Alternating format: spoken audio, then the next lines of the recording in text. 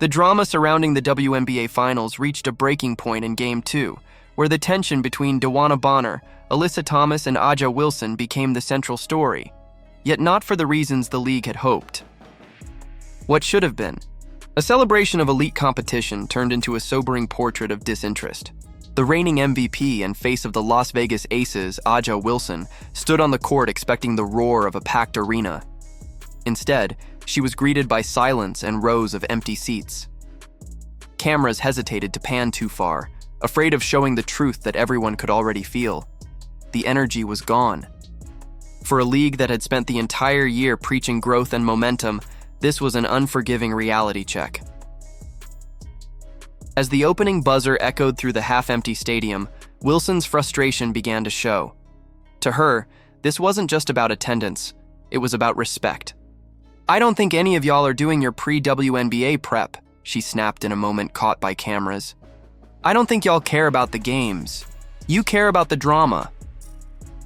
It was a raw confession, one that revealed just how fragile the league's support had become. The whispers courtside only amplified it. Wilson's anger wasn't just about the empty stands. It was about the name that loomed large even in absence, Caitlin Clark. Clark's shadow stretched across the entire night. She wasn't playing, yet her ghost haunted every frame of the broadcast. When Clark isn't there, fans don't show up. That simple truth cut deeper than any loss. Ticket prices told the story better than words ever could. Seats for the finals, the supposed crown jewel of women's basketball, were selling for as low as $35. Entire rows remained untouched. It wasn't just a bad turnout, it was a collapse of faith. Fans online noticed immediately. Social media filled with images of vacant stands, each one more humiliating than the last. "Historic night," one tweet mocked, "if you can find the fans." The tone was brutal, but it captured what viewers already sensed. The finals had lost their magic. Even the production felt hollow. The music blared, cheerleaders performed, but it all felt forced, as if everyone involved was pretending not to notice that no one cared. For Wilson, the silence hit harder than any opponent's defense. She had spent years as the face of the WNBA, carrying herself with pride and power, demanding recognition for her talent and leadership. Yet here she was, in the biggest game of the season, performing for empty seats. The pain wasn't just professional, it was personal. She had built her identity around being the standard of excellence, and now the very league she helped elevate seemed indifferent without one rookie from Indiana. Online polls captured the public sentiment in brutal clarity. When fans were asked if they planned to watch the finals, only 4% said yes. 96% responded with a resounding no. That statistic alone spoke louder than any press release. For the average viewer, the finals didn't matter without Caitlin Clark.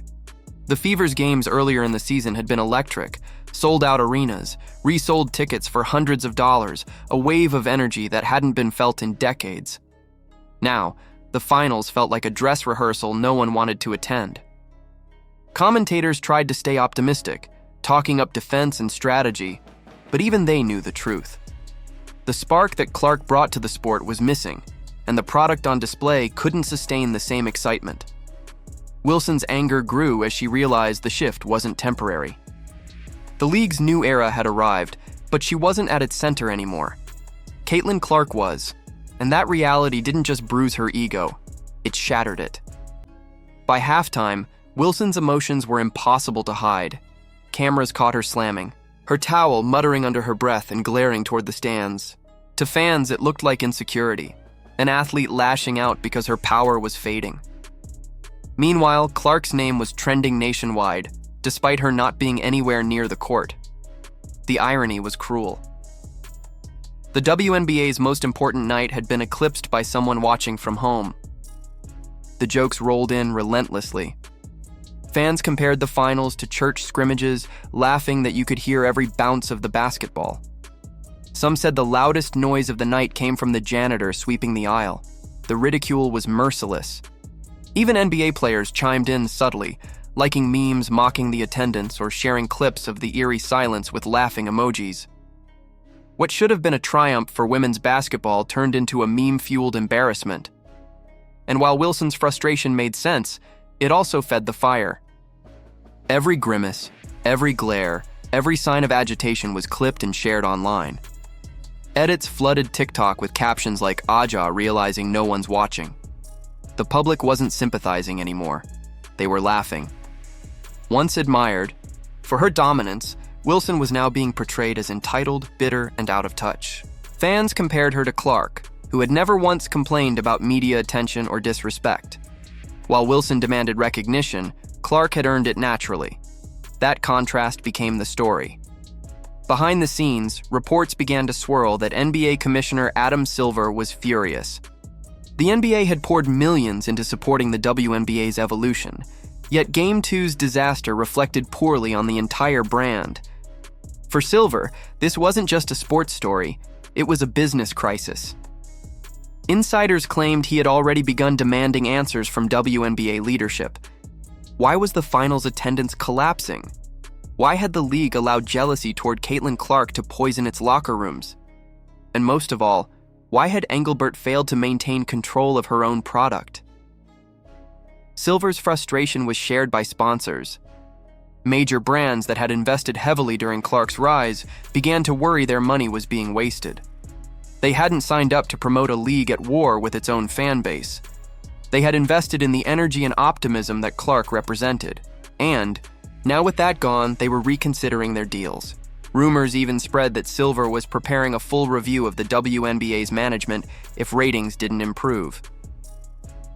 For Aja Wilson, this was a nightmare scenario. Her legacy, her pride, and her league's reputation were all being questioned in real time. The once celebrated MVP now stood as the face of a product in decline. Each empty seat wasn't just a lost ticket, it was a symbol of lost trust. The audience that women's basketball had fought for decades to build had disappeared the moment Caitlin Clark did. And that wasn't Clark's fault, it was the league's. When the final buzzer sounded, the real noise came from the internet. Memes, clips, and think pieces filled every feed. The WNBA Finals weren't being discussed as a sporting event anymore. They were being dissected as a cautionary tale, a league blinded by pride, a star consumed by frustration, and a leadership too timid to confront reality. The ghost of Caitlin Clark had exposed everything, the fragility, the division, and the absence of humility that had been festering under the surface. Game 2 will not be remembered for its score. It will be remembered for the silence, the kind that echoes longer than any cheer. Aja Wilson, DeWanna Bonner, and Alyssa Thomas played their hearts out, but the world had already moved on. The WNBA's leaders can no longer pretend that this was an off night. It was a warning shot. The league must choose between ego and evolution, between protecting old reputations or embracing the player who reignited belief. Because no marketing campaign can fill empty seats, but connection can. So what do you think? Did the WNBA's veterans let pride blind them to the truth about their audience, or has the league failed to bridge the gap between generations? Let us know your thoughts below. Don't forget to like this video, subscribe for more coverage on the WNBA's ongoing drama, and turn on notifications so you never miss the next chapter of this unfolding story.